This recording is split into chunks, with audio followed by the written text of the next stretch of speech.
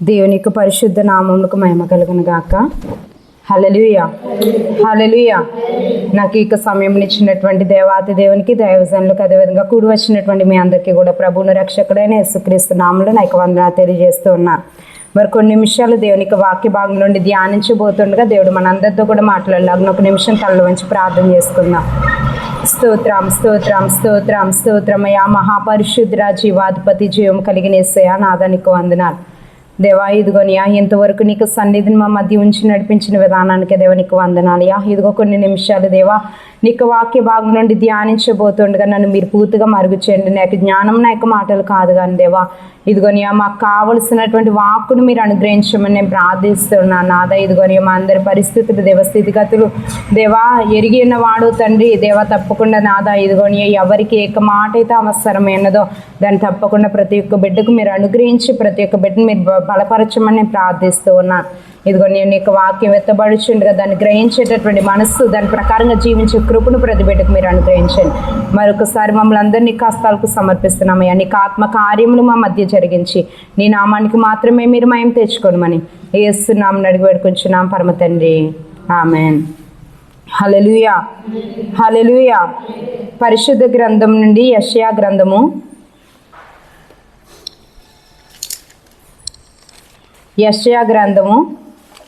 58వ అధ్యాయము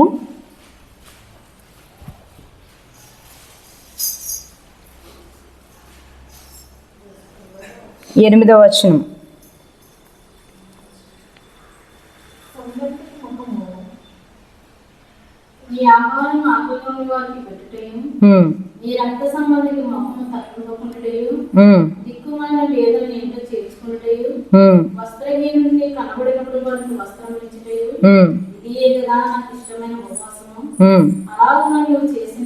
అలాగున నీవు చేసిన ఎడల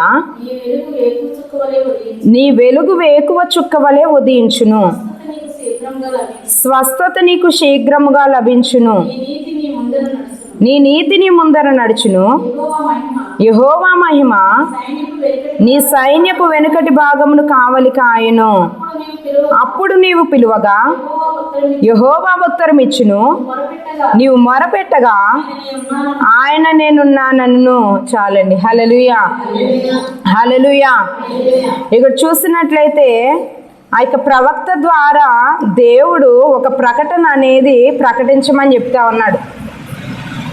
ఆ 58వ అధ్యాయంలో మనం చూసినట్లయితే ఆ యొక్క ప్రారంభంలో రాయబడి ఉంటుంది కదా, తాళక బోర ఊదినట్లు ఎలుగెత్తి బిగ్గరగా కేకలు వేయము, వారు చేసిన తిరుగుబాటును నా జనులకు తెలియజేయము అని చెప్తా ఉన్నాడు. అక్కడ అంటా ఉన్నాడు ఆ యొక్క ప్రజలందరి మధ్య కూడా నువ్వు వెళ్ళి ఏం చేయాలి, ఎలుగెత్తి కేకలు వేయి, బిగ్గరగా వారికి ఇక విషయాన్ని నువ్వు ప్రకటించు అని చెప్తా ఉన్నాడు. వారు సాధారణంగా అక్కడ ఆ యొక్క జనులు ఇశ్రాయేలీలు ఏమనుకుంటా ఉన్నారంటే ఆ యొక్క ధర్మశాస్త్ర ప్రకారంగా వారు చేయవలసినటువంటి విధులన్నీ వారు ఏం చేస్తూ ఉన్నారు, ఏది కూడా తోచా తప్పకుండా వారు ఏం చేస్తూ ఉన్నారు, అన్నీ కూడా వారు చేస్తూ ఉన్నారు. ఆ యొక్క బళ్ళు అర్పించడం కానివ్వండి, మందిరానికి వెళ్ళడం కానివ్వండి, అర్పణల విషయంలోనూ అవన్నీ కూడా ధర్మశాస్త్రంలో ఏ విధంగా అయితే రాయబడి ఉన్నదో దాని ప్రకారంగా సమస్తం కూడా చాలా చక్కగా వారు జరిగిస్తూ ఉన్నారు.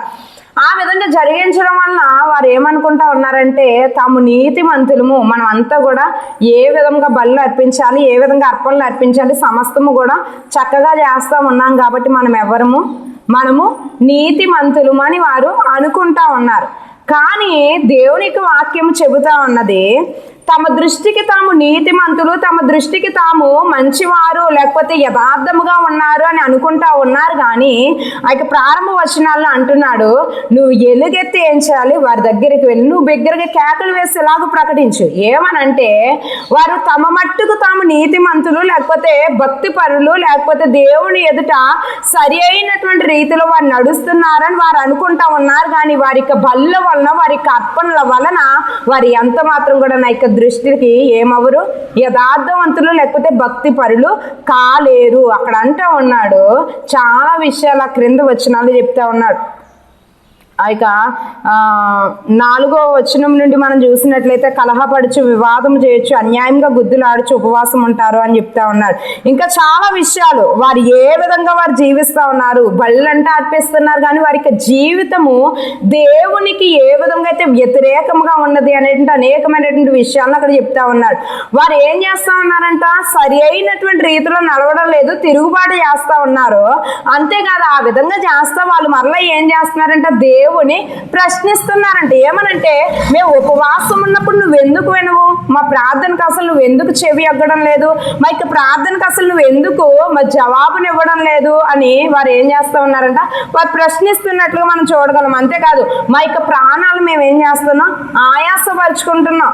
మేము చాలా నీ సన్నిధానంలో మా ప్రాణాలను ఆయాసపరుచుకుంటూ నీ కొరకు మేము ఎంతగానో మరి ప్రయాస పడతా ఉంటే దీన్ని దేన్ని కూడా నువ్వేం చేయడం లేదు, అసలు లెక్క చేయడం లేదు. ఎందుకు ఆ విధంగా చేస్తూ ఉన్నావని అక్కడ ఏం చేస్తూ ఉన్నాడు, ఆ ఇశ్రాయేలు జనాంగము దేవుని ప్రశ్నిస్తా ఉన్నారు. హల్లెలూయా, హల్లెలూయా. మన యొక్క దేవుడు మొరను వినే దేవుడు అండి, లేకపోతే తృణీకరించే దేవుడా? వినే దేవుడే కదా. ఆయన చూచున్నవాడు, మాట్లాడేవాడు, సమస్తమును కూడా ఆయన యొక్క కనుదృష్టి సమస్తం మీద ఉంటుంది. ఆయన ఎంత మాత్రం కూడా మర్చిపోయేవాడు కాదు, విడిచిపెట్టేవాడు కాదు, ఎంత మాత్రమో అలాంటి ఆ విధంగా తృణీకరించేటటువంటి అన్యాయస్తుడైనటువంటి దేవుడు కాదు. కానీ ఇక్కడ వీళ్ళు అంటా ఉన్నారు, మేము మొరపెడుతున్నాం కదా, మేము ఉపవాసం ఉంటున్నాం కదా, కానీ మా యొక్క ప్రార్థన నువ్వు ఎందుకు వినడం లేదు అని అడుగుతా ఉన్నారు. అంతేకాదు మేము ఆయాసపరుచుకుంటున్నారంట, వారి యొక్క ప్రాణాలు వారు ఏం చేస్తున్నారంట, ఆయాసపరుచుకుంటున్నారంట. అయినప్పటికీ ఆ యొక్క ప్రయాసను ఏం చేయడం లేదంట, దేవుడు ఎంత మాత్రం కూడా దృష్టించడం లేదు, లేకపోతే లెక్క చేయడం లేదని వారు ఏం చేస్తా ఉన్నారు, అక్కడ ప్రశ్నిస్తా ఉన్నారు. హల్లెలూయా, హల్లెలూయా. ఎందుకు దేవుడు దృష్టించడం లేదు, లేకపోతే ఎందుకు వారి యొక్క ప్రయాసను దేవుడు లెక్క చేయడం లేదు అంటే అక్కడ అంటా ఉన్నాడు, అది దేవుని యొక్క దృష్టికి ఇష్టకరమైనటువంటి ఉపవాసము కాదు. ఎందుకు? శరీరాలను అలసిపెట్టుకుంటున్నారు కదా. ఉపవాసం అంటే నీరసం వస్తుందండి, రాదా? వస్తుంది కదా, నీరసం వస్తుంది, ఆయాసం వస్తుంది, పనులు చేయాలంటే ఇంకా చాలా కష్టంగా ఉంటుంది ఉపవాసంతో.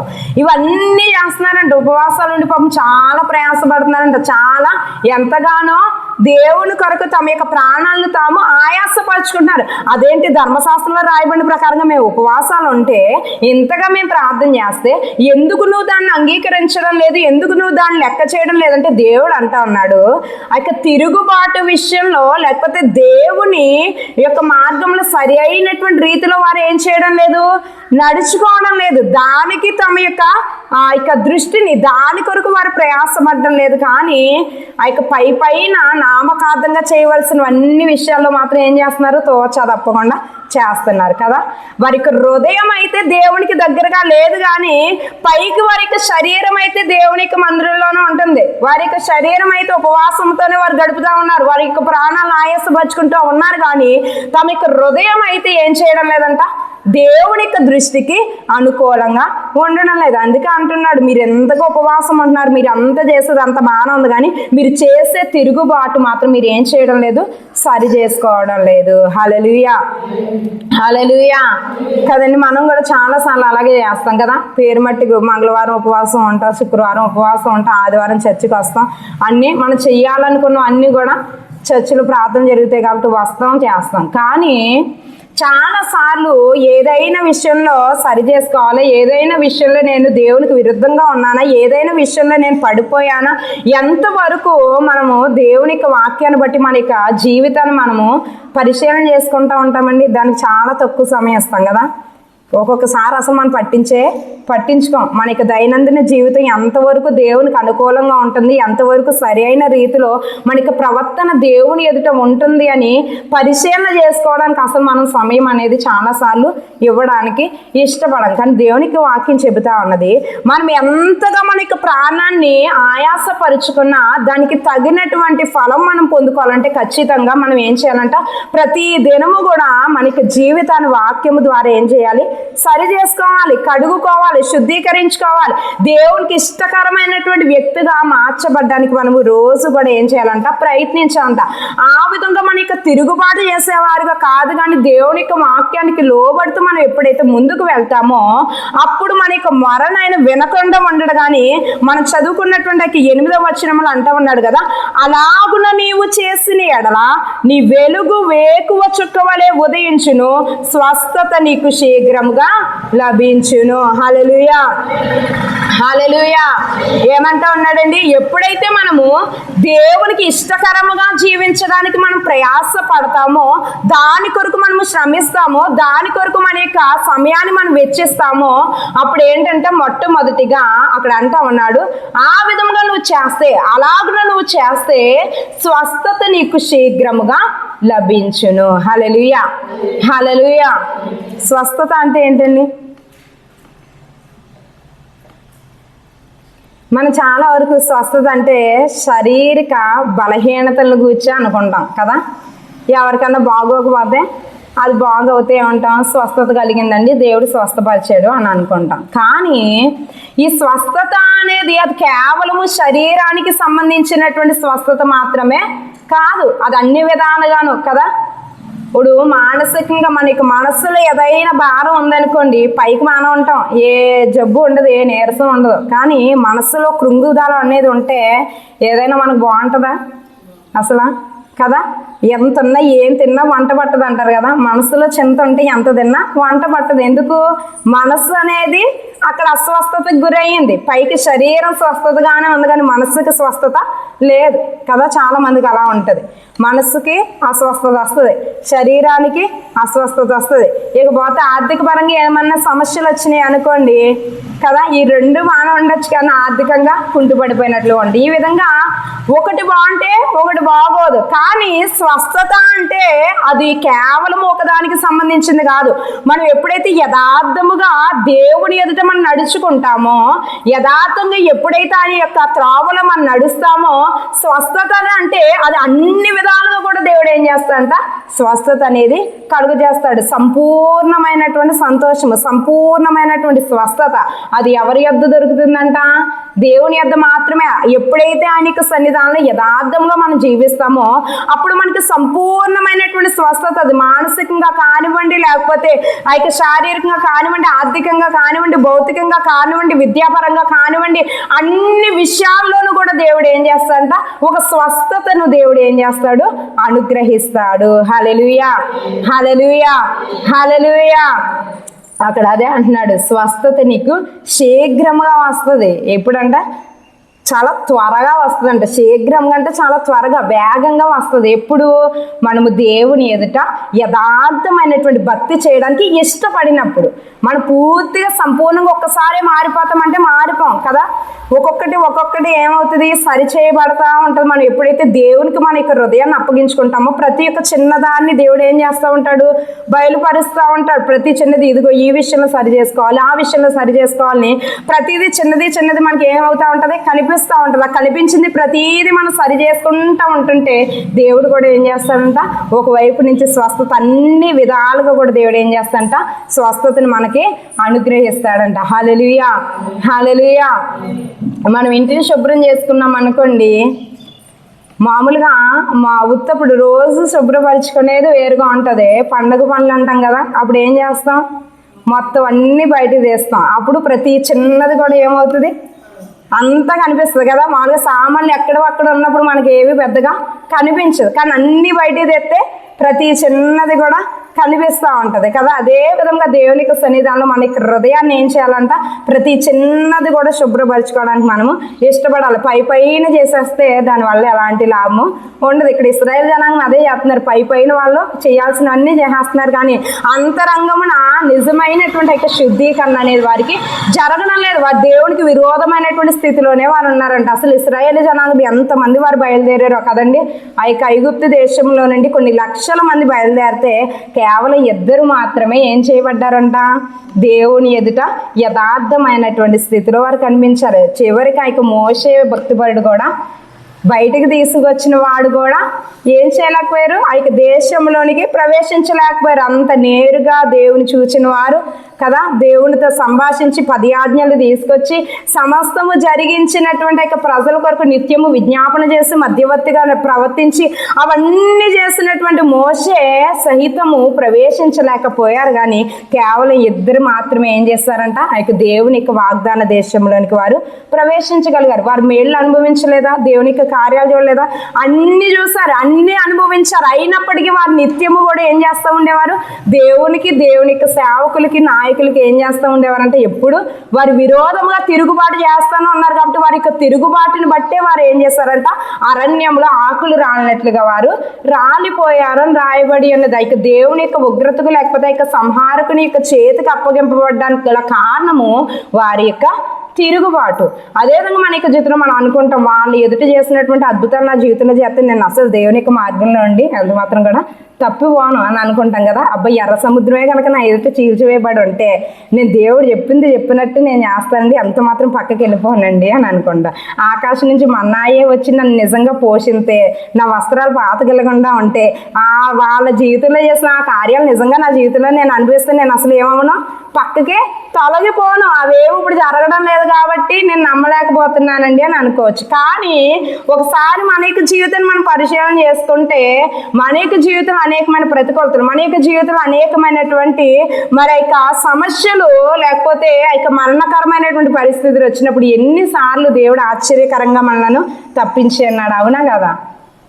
ప్రతి ఒక్కరు ఆయన యొక్క కార్యాన్ని అనుభవించిన వారమే, రుచి చూసిన వారమే. కానీ మనం ఏం చేయము, వాటికి ప్రాధాన్యత ఇవ్వము. ఈ బైబిల్లో రాయబడిన వాటికి అబ్బా సూర్యుడు ఆగిపోయాడంట, చంద్రుడు నిలవబడిపోయాడంట, ప్రార్థన చేసినప్పుడు 3 సంవత్సరాలు అసలు వర్షం రాలేదంట, మంచు కొరలేదంట, అలాంటి అద్భుతాలు నా జీవితంలో జరిగి ఉంటాయి కనుక నేను దేవుడి నుండి తొలగిపోనని అనుకుంటా ఉంటాం. కానీ అలనాడు ఆ ప్రజలైతే ఎలాగైతే అనుభవించి తప్పిపోయారో అదేవిధంగా మన యొక్క జీవితంలో కూడా మనం ఏం చేస్తా ఉన్నాం, అనుభవిస్తున్నాం. కానీ వాటిని ఏం చేయడం లేదు, మనము జ్ఞాపకానికి అసలు తెచ్చుకోం.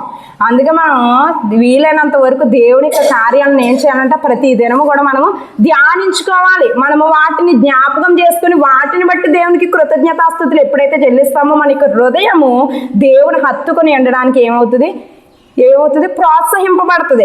మనం ఆ యొక్క మేలుని ఎప్పుడైతే జ్ఞాపకం చేసుకుంటామో మనం ఏం చేయగలుగుతాం, దేవుని ఎక్కువ స్తుతించగలుగుతాం, ఆయన ఇంకా ఎక్కువగా ఆయన మీద ఆధారపడగలుగుతాం. కానీ మనం చేసేది ఏంటంటే ఏవేవో మనకి పెద్దగా కనిపిస్తాయి, మన యొక్క జీవితంలో జరిగిన మనకి ఏంటి అవి ఎంత మాత్రం కూడా పెద్ద ఆ యొక్క ప్రాధాన్యత కలిగినటువంటి ఆ యొక్క విషయాలు కనిపించవు. కానీ మన జీవితంలో జరిగిన ప్రతి దాన్ని మనం గుర్తు చేసుకుంటే ఆయన ఇచ్చినటువంటి రక్షణను బట్టి కదా, నిత్య నరకంలోంచి తప్పించేటువంటి ఒక గొప్ప అవకాశాన్ని దేవుడు మనకి ఇచ్చి ఉన్నాడు.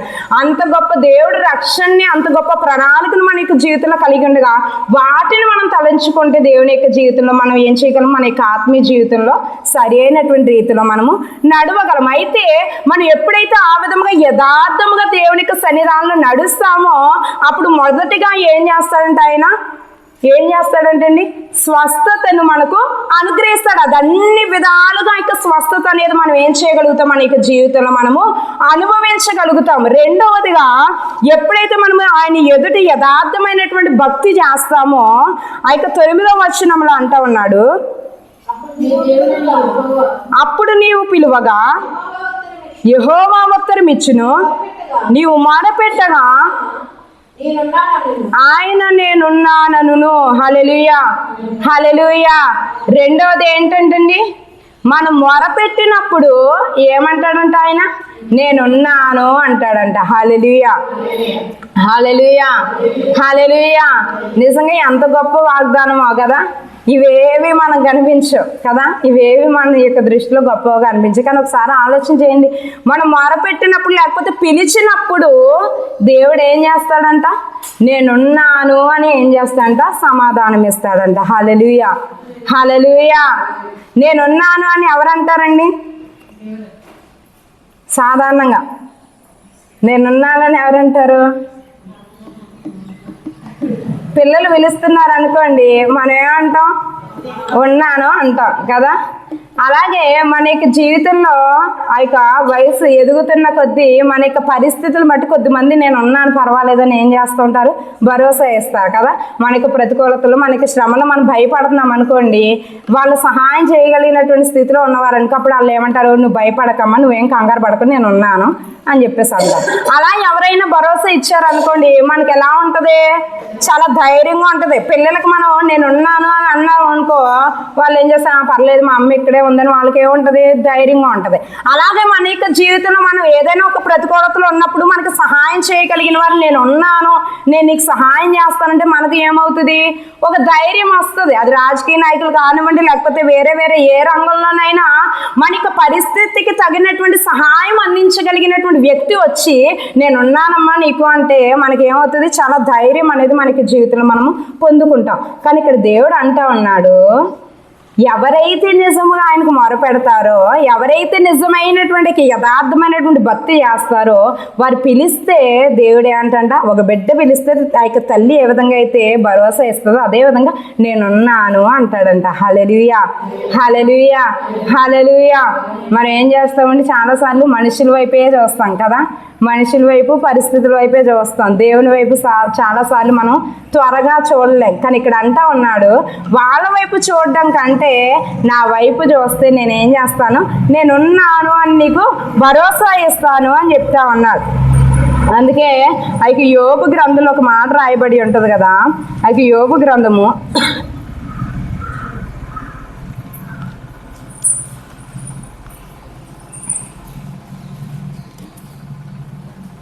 అక్కడ ఆ యొక్క కింది వచనాల్లో చూసినట్లయితే అక్కడ అంటా ఉన్నాడు, నేనున్నాను అంటానంటున్నాడు.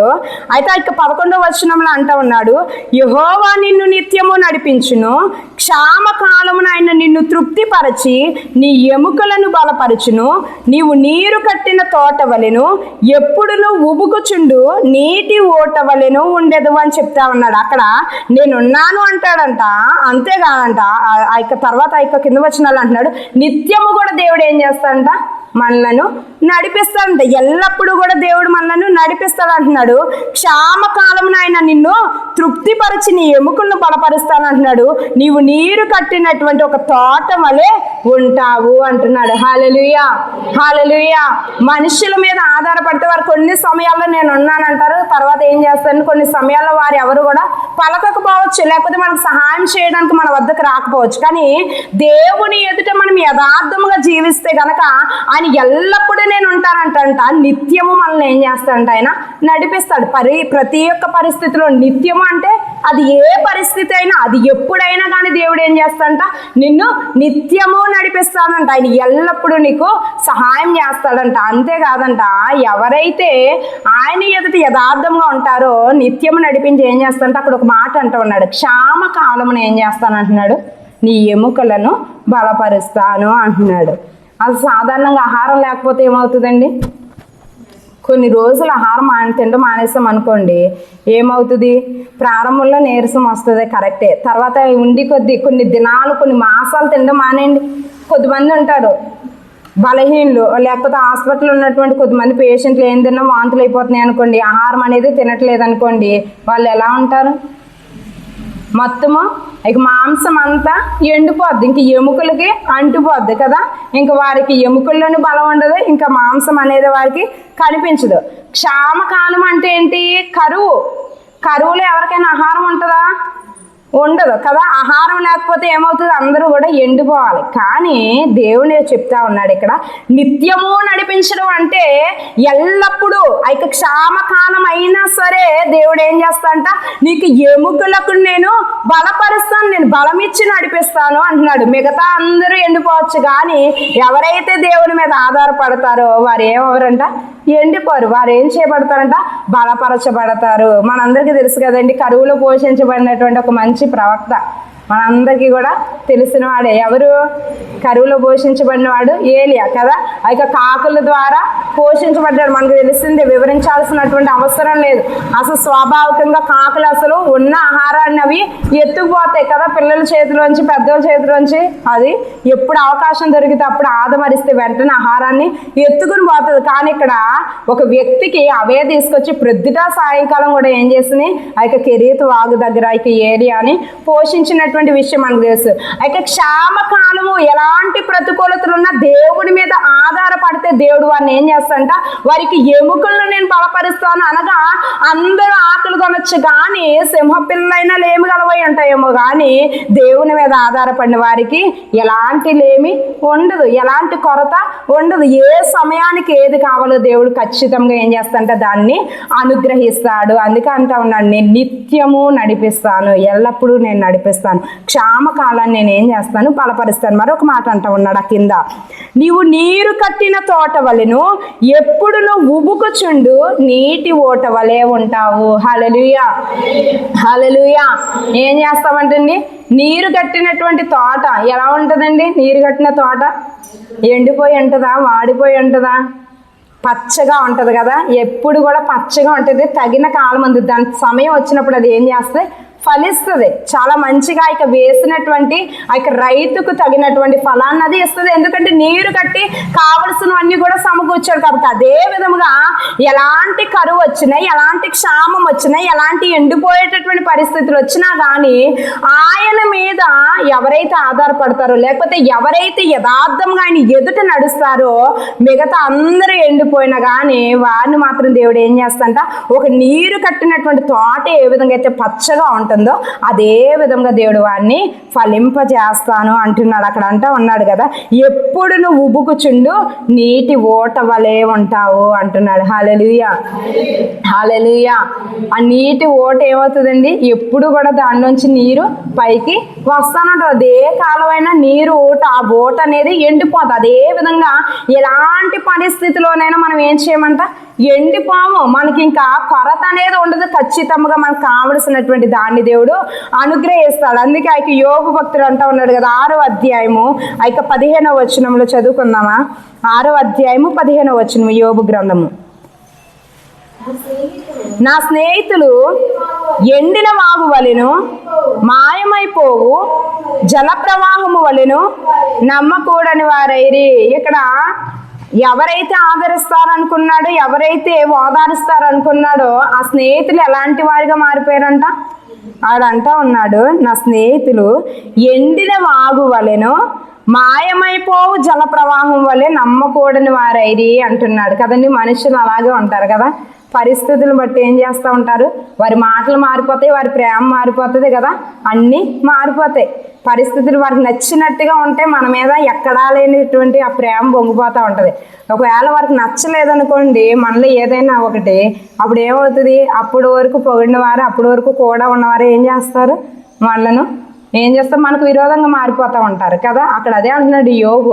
అప్పుడు వరకు ఆ స్నేహితులు ఎలాంటి వారంటే చాలా ప్రాణ స్నేహితులు అంట. అక్కడ ప్రాణ స్నేహితులు అని రాయబడి ఉంటుంది. ఆ తర్వాత వచ్చిన వాళ్ళు చూసినట్లయితే వారు చాలా ప్రాణమిత్రులు, ఇంక చాలా అన్యోన్యమైనటువంటి సహవాసం కలిగినటువంటి వారు. వారు నిజంగా కేవలం ప్రారంభంలో వారు ఎందుకు వచ్చారు, పరామర్శిద్దాం, పాపం ఓదార్దాము, చాలా బాధలో ఉన్నాడు, చాలా ప్రతికూలతలో ఉన్నాడు, తనకు వచ్చిన కష్టాలు ఎవరికి రాలేదని నిజంగా ఓదార్దామనే వచ్చారు. కాకపోతే అక్కడికి వచ్చాక ఏదో అలా సాతాను చేత వాడబడ్డారనుకోండి.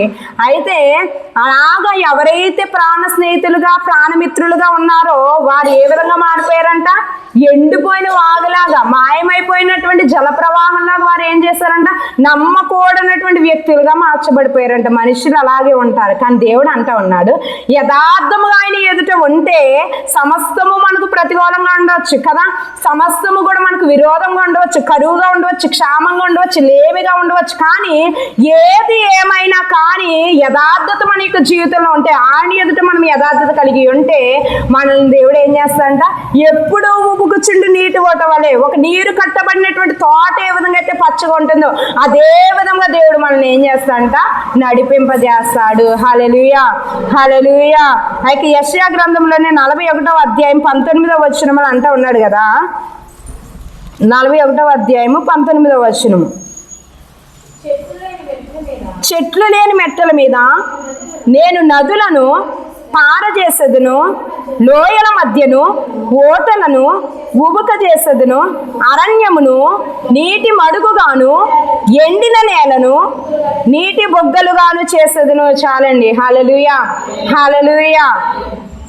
అయితే క్షామకాలమున నేను నడిపిస్తాను, నేను నిన్ను పచ్చగా చేస్తాను అని అంటున్నాడు. ఇక్కడ అంటా ఉన్నాడు కదా, చెట్లు లేని మెట్టల మీద నదులను ఏం చేస్తాంట ఆయన పార చేస్తాంట, లోయల మధ్య ఓటలు ఉపక చేస్తాంట, అరణ్యాన్నే దేవుడు ఏం చేస్తాను అంటున్నాడు, నీటి మడుగుగా మారుస్తాను అంటున్నాడు. అంటే ఆయనకు అసాధ్యమైనది ఏది లేదు. మన యొక్క ఆలోచన ప్రకారం, మన యొక్క జ్ఞానము ప్రకారం ఇది జరగదు, ఇది అవ్వదు, లేకపోతే ఇక ఈ పరిస్థితిలో నేను ముందుకు వెళ్ళలేనని మనకు అనిపిస్తుంది. కానీ ఎలాంటి పరిస్థితిలో ఉన్నా కానీ మనము ఆయన మీద ఆధారపడితే, యథార్థత కలిగి ఆయన వైపు మనం చూస్తే కనుక దేవుడు ఏం చేస్తాడంట, ఆ యొక్క ప్రతికూలతలను సహితం దేవుడు ఏం చేస్తాడు, మనకు అనుకూలపరుస్తాడు. అసలు అరణ్యంలో నీరే దొరకదు, కానీ అక్కడ అంటా ఉన్నాడు, అరణ్యాన్ని ఒక నీటి మడుగుగానే నేను ఏం చేస్తాను, మార్చేస్తాను అంటున్నాడు. ఆ యొక్క చెట్లు లేనటువంటి మెట్టల మీద దేవుడు ఏం చేస్తాడంట, నదుల్ని ప్రవహింపజేస్తాడంట. అక్కడ అసలు ఆ యొక్క సాధారణంగా మామూలుగా చూస్తే అక్కడ జరిగే పని కాదు, కానీ దేవుడు ఏం చేస్తానంటున్నాడు, నా ప్రజల కోసం నేను ఆ విధంగా సమస్తమును కూడా నేను సమకూరుస్తాను అంటున్నాడు. అందుకే యథార్థమైనటువంటి భక్తిని మనం ఎప్పుడైతే కలిగి ఉంటామో, మనకు హృదయం ఎప్పుడైతే నిజముగా ఆయన వైపు తిప్పబడుతుందో, దేవుడు ఏం చేస్తాడంట, 3 విషయాలు మనం నేర్చుకున్నాం. మొట్టమొదటి ఏంటండి, స్వస్థత అనేది మన యొక్క జీవితంలో దేవుడు అన్ని విధాలుగా కూడా దేవుడు స్వస్థతను అనుగ్రహిస్తాడు. రెండవది ఏమంటున్నాడు, నువ్వు పిలిస్తే, నువ్వు మొర పెడితే నేనున్నాను అని దేవుడు ఏం చేస్తాడంటే మనకు భరోసాను ఇస్తాను అంటున్నాడు, నడిపిస్తాను అంటున్నాడు. మూడోది ఏంటంటే నిత్యము నడిపిస్తాడు. నిత్యము అంటే అది క్షామకాలమైన, అది ఆ యొక్క ప్రతికూలత అయినా, శ్రమ అయినా, ఎలాంటి పరిస్థితి అయినా, సమస్తమునికి విరోధముగా ఉన్నా కానీ నేను ఎప్పుడు కూడా ఫలించేటటువంటి ఒక తోటగా, ఒక నీటి వారిన నాటబడినటువంటి తోట ఏ విధంగా అయితే పచ్చగా ఫలిస్తుందో, అదే విధంగా నీకు జీవితంలో కూడా దేవుడు ఏం చేస్తాను అంటున్నాడు, నిన్ను నిత్యము నేను నడిపిస్తాను అంటున్నాడు. హల్లెలూయా, హల్లెలూయా. అందుకంటే మనకి ఏం కావాలండి, అన్ని విధాలుగా స్వస్థత, అంటే సమాధానము, స్వస్థత, శాంతి, భద్రత ఉండి మనం పిలిచినప్పుడల్లా నేను ఉన్నానమ్మా, నీకు పర్లేదు, భయపడకు, నువ్వు ధైర్యంగా ఉండి అని భరోసా ఇస్తూ, అన్ని పరిస్థితుల్లో కూడా మన యొక్క జీవితంలో ఒక కాపరిగా ఉండి మనల్ని నడిపిస్తే ఇంకా అంతకంటే మన యొక్క జీవితంలో ఏదైనా కావాలా? ఏమీ అవసరం లేదు. ఆ యొక్క మనకు కావలసినటువంటి ఆ యొక్క మంచి భద్రత, లేకపోతే ఆ యొక్క క్షేమము, ఆ యొక్క స్వస్థత అనేది మనము పొందుకోవాలంటే మనం చేయాల్సింది ఒకటే, అలాగున చేసిన ఎలా అన్నాడు, వట్టినే వచ్చేది కదా. వీటన్నిటికీ ఒక రూల్ పెట్టాడు, అక్కడ ఒక రెస్ట్రిక్షన్ పెట్టాడు. ఏమని, అలాగనే చేస్తే, నువ్వు అది చేస్తేనే ఏం చేయగలుగుతావు, నువ్వు పొందుకోగలుగుతావు. ఏం చేస్తే, పైన భక్తి కాకుండా యథార్థమైనటువంటి భక్తిని, లేకపోతే యథార్థంగా నిజముగా దేవుని వైపు మనం చూడగలిగితే, నిజముగా ఆయన మీద పడగలిగితే, నిజముగా ఆయనకు మనము మొర పెట్టగలిగితే, అప్పుడు దేవుడు ఏం చేస్తాడంట, మన యొక్క మొరను విని దేవుడు మన యొక్క జీవితాల్లో మనం నేర్చుకున్నటువంటి కార్యాలు చేస్తాడు. కానీ ఒకవేళ మనం పైన భక్తి చేసేవారిగా, లేకపోతే పేరు మట్టుకు నామకార్థంగా భక్తి చేసేవారిగా ఉంటే మాత్రం దేవుడు ఏం చేస్తానంటున్నాడు, ఎంత ఆయాసపడినా, ఎంత కొట్టుకున్నా, ఎంత ఏడ్చినా, ఏదేమైపోయినా నేను అసలు మీ యొక్క మొరను నేను విన్నాను అని చెప్తున్నాడు. కాబట్టి మన యొక్క జీవితంలో మనం ఏం చేయాలండి, ఆయనకు విరోధంగా ఏమైతే ఉన్నాయో సమస్తమును మనం ఏం చేయాలి, సరి చేసుకోవాలి. సరి చేసుకుని యథార్థమైనటువంటి జీవితాన్ని మనం కలిగి దేవుని యొక్క సన్నిధానంలో ముందుకు కొనసాగితే కనుక నిశ్చయంగా ఆయన మనకు స్వస్థతను అనుగ్రహించి అన్ని వేళలా మనకు తోడుగా ఉండి మనల్ని ఏం చేస్తాడు, ఒక కాపరి వలె దేవుడు మనలను ముందుకు నడిపిస్తాడు. కాబట్టి అట్టి కృపను దేవుడు మనందరికీ కూడా అనుగ్రహించును గాక. దేవుడి యొక్క కొద్ది మాటలు మనందరి యొక్క వినికిల్లో దేవుడు ఫలింపజేయును గాక. ఆమేన్. ప్రార్థన చేసుకుందాం. స్తోత్రం, స్తోత్రం, స్తోత్రం అయ్యా, పరిశుద్ధుడా నాదా నీకు వందనాలు. ఇదిగోనియా, అవునయ్యా, నీకు వాక్యంలో ఉండి నాదా మీరు మాతో మాట్లాడిన విధానానికి దేవునికి వందనాలు, స్తోత్రాలు చెల్లించుకుంటూ ఉన్నామయ్యా. అవునయ్యా, అనేక పర్యాయములు నాదా నామకార్థమైనటువంటి భక్తి చేసేవారుగా, ఇదిగోనియా నిలువెచ్చినటువంటి స్థితిలో ఉన్నవారిగా మేము ఉన్నామేమో. ఇదిగోనియా, అవునయ్యా దేవా, ఇదిగోని ఆ నిలువెచ్చని స్థితిలో ఉండేవారిగా కాదు, నామకార్థంగా పైన భక్తి చేసేవారిగా కాదు, కానీ మా యొక్క హృదయములు నీకు దూరంగా ఉండేవారిగా కాదు కానీ దేవా, ఇదిగోని తండ్రి దేవా ఎల్లప్పుడూ నీకు సమీపంగా ఉండేవారుగా దేవ యథార్థముగా నీ వైపు చూసేవారుగా, యథార్థముగా నిన్ను సేవించేవారుగా, యథార్థమైనటువంటి భక్తి కలిగిన వారుగా ఇదిగోని మేము నీ ఎదుట దేవా నిలువబడ్డానికి దేవుని కృప దయచేయండి దేవా. నిజముగా దేవ ఇదిగోనియా యథార్థముగా నీ ఎదుట మేము భక్తి చేసిన అలా ఇదిగోనియా మేము ఎప్పుడు పిలిచినా దేవా నేనున్నానని దేవా, ఇదిగో మమ్మల్ని బలపరుస్తానని దేవా నీకు వాక్యం సెలవిస్తూ ఉన్నది. అవును, అన్ని విధాలుగా స్వస్థతను అనుగ్రహిస్తానంటున్నావు నాదా. ఇదిగోని అన్ని విధాలుగా మమ్మల్ని బాగు చేస్తానంటున్నావు. ఇదిగోని మమ్మల్ని కడతానని దేవా నువ్వు సెలవిస్తామండు. కాబట్టి మేము కట్టబడేవారుగా, మేము బాగుపరచబడేవారుగా, మేము స్వస్థత పొందుకునేవారుగా, ఇదిగోని నీకు ధైర్యాన్ని మేము పొందుకుంటూ దేవా ఇదిగోని అన్ని పరిస్థితుల్లోనూ ఇదిగోని ఆ కాపరిగా దేవా మమ్మల్ని నిత్యము నడిపిస్తాను వాగ్దానం ఇచ్చిన వాడా. అవునియా ఇదిగోని నీకు భద్రతలో, నీకు క్షేమంలో దేవా ఇదిగోని మేము ముందు కొనసాగే కృపను మీరు మాకు అనుగ్రహించమని ప్రార్థిస్తున్న అట్టి భక్తి జీవితము, అట్టి యథార్థత, అట్టి నిజమైనటువంటి దేవ ఇదిగోని మాకు హృదయం నిజముగా నీకు సమీపంగా ఉండడానికి దేవ నీ కృప దయచేయమని మేము ప్రార్థిస్తూ ఉన్నామయ్యా. అటు విధమైన జీవితం అందరికి మీరు అనుగ్రహించండి దేవ. ఇదిగో మరొకసారి మమ్మల్ని అందరినీ సంపూర్ణంగా నీకు హస్తాలకు సమర్పిస్తున్నాం. నీకు వాక్యము ద్వారా నిత్యము సరి చేయబడి దేవ ఇదిగోని నీకు రాకడికి సిద్ధపడే కృపను మా అందరికి మీరు అనుగ్రహించమని యేసు నామమున అడిగి వేడుకొంచున్నాం పరమ తండ్రి. ఆమేన్.